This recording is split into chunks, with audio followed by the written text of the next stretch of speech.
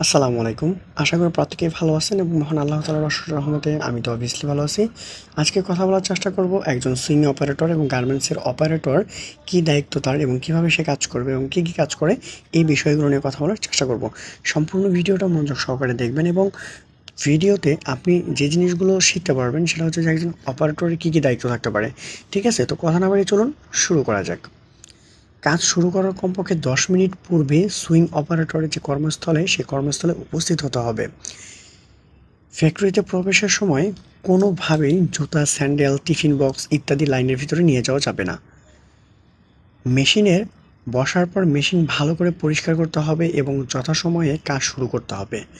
প্রতি ঘন্টার target capacity অনুযায়ী ঠিক রেখে প্রোডাকশন দিতে হবে।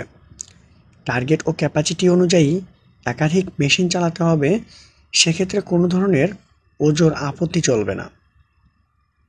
লাইন ব্যালেন্সিংয়ের ক্ষেত্রে যখন যেখানে যে কোনো মেশিনে অপারেটিং করার জন্য দিলে কোনো প্রকার কোনো কথা বলা যাবে না, চুপচাপ কাজ করতে হবে। লাইনের ইফিসিয়েন্সি লেভেল ঠিক রেখে কাজ করতে হবে এবং পাশাপাশি নিজের ইন্ডিভিজুয়াল যে ইফিসিয়েন্সি সেটার লেভেলকে বাড়াতে হবে। প্রত্যেকটা সময় নিজের ইফিসিয়েন্সি লেভেল, টার্গেট এইসব বিষয় মাথায় রেখে ঠান্ডাভাবে কাজ করতে হবে। প্রত্যেক অপারেটরকে তার স্কিল ডেভেলপমেন্ট করতে হবে, যেমন একাধিক প্রসেসের কাজ শিখতে হবে, পর্যায়ক্রমে এসপিপি গ্রেড ইত্যাদি শিখতে হবে। প্রত্যেক অপারেটরকে তাদের কাজ চেক করে কোয়ালিটি নিশ্চিত করে পরবর্তী প্রসেসে পাস করতে হবে। সুইং অপারেটরকে পর্যায়ক্রমে নিজেকে জিরো ডিফেক্ট অপারেটর হিসেবে প্রমাণ করতে হবে। অপচয় কমাতে হবে।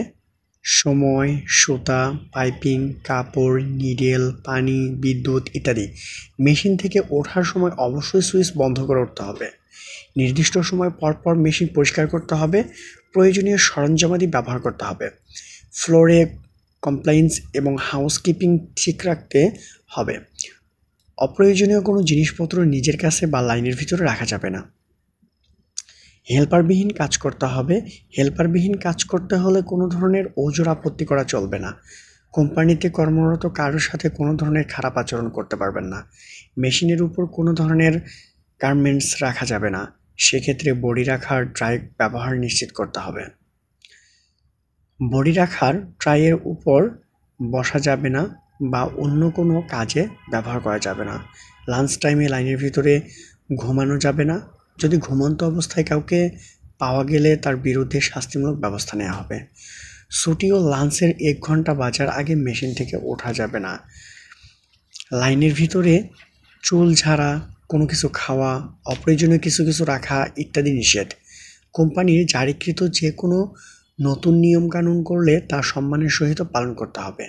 নিজের নিরাপত্তা, cutter, scissor, needle guard, ID card, hand gloves ইত্যাদি নিজে নিশ্চিত করতে হবে। এসব নিশ্চিত করে নিজেকে কাজ করতে হবে। কোনো ধরনের সমস্যা হলে সাথে ওয়েলফেয়ার সুপারভাইজার এবং তার যে ঊর্ধ্বতন কর্মকর্তা আছে তার সাথে কথা বলতে হবে এবং প্রত্যেকটা কাজ নিজেকে সুন্দরভাবে গুছিয়ে করতে হবে।